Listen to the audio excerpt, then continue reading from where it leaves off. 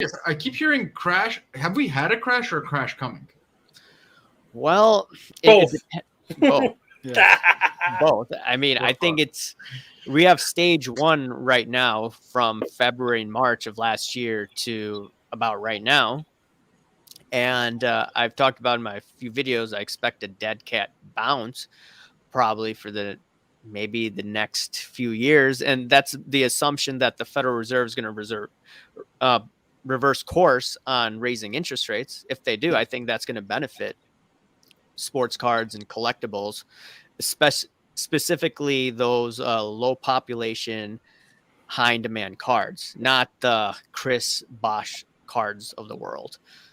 And not like some Hall of Fame guy, no offense to Shaq. I don't see Shaq cards going up like crazy, even though I like Shaq, by the way. Love Shaq. Yeah, I have an Help me out here, autograph man. Shaq right now here. Right. I could show you, but Everyone says everything is crashing, but every market is different. Every specific market is different. Everything, like, things are developing different ways. Like, this could be a vintage renaissance that we've never seen before, right? Like, everyone could panic and go into safety assets, just like Raul was describing, just like how people buy up gold in times of recession.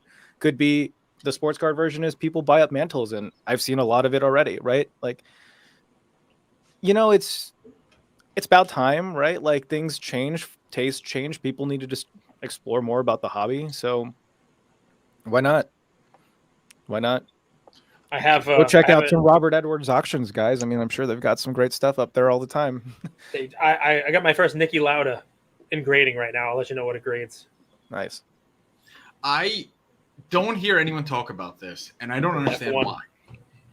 So we talk about cards booming in 2020, but really what I've seen is a generation of kids, I'll speak about myself, that don't want to work for the man. Okay? True. We saw an influx of cash. We don't want to work for the man. We have internet. We want to do things on our own terms, right?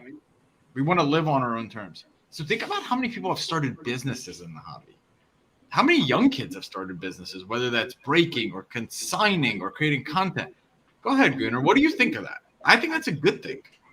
I mean, sure, that's a good thing, but like, I look back on my time in corporate and like, I feel like I've wasted a lot of my life, but I take away so many skills of like what I learned, who I was with. Like, I chose who I worked with. Like, I consider my old bosses like dear friends, and like we still text because like my old IT manager brought me and taught me all this AV stuff, like all this stuff I have behind me.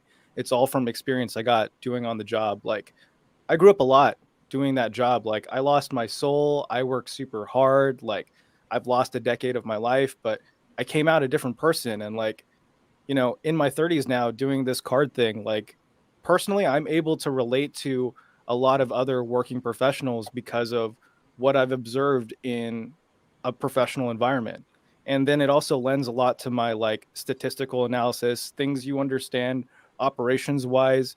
It gives you a lot of perspective in the world. And like, I am glad for the, like, I hate to say it, but I am glad for the experience I gave up for those years because I took away a lot from it.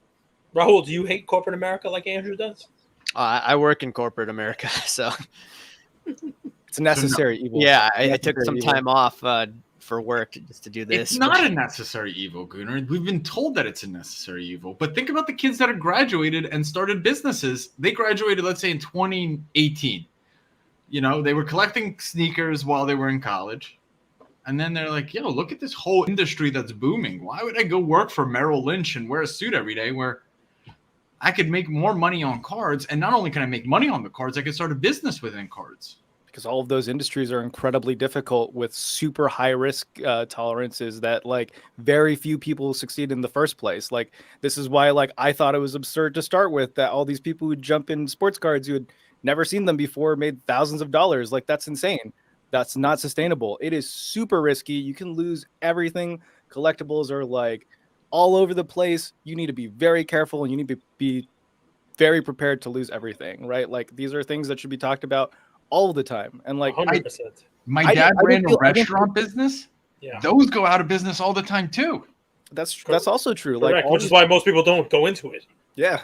So what are we supposed to do? Play safe? Play small? Yeah. Yeah, Raul will tell you. I saved You know up for what 10 years to get to this point. You know what this is like? This is like the last couple of years of kids who either came out of college or decided that they were going to crawl out of their parents' basement at the age of 35, maybe because they don't have health insurance. They didn't get out of college. Ouch. Dude. I just bought health insurance. But it's like walking into a casino at the time that the casino is announcing everybody who pulls a slot machine for the next couple of months is going to win.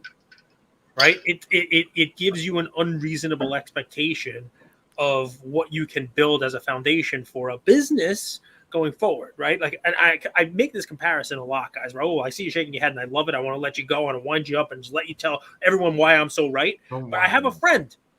Who used to go to the Turning Stone Casino when we were up in school, and he would walk in and he would like, all right, it's time to go to work. And I'd be like, what the hell are you talking about? This isn't work. You're going to lose your shirt. And the worst thing that could happen was he won. That 1 out of 20 times, because then the rest of the week he's like, I gotta go back. This is so. I mean, look, I went to work. I made so much money, and you're like, dude, you're gonna lose twice as much next time. That's not the way it works.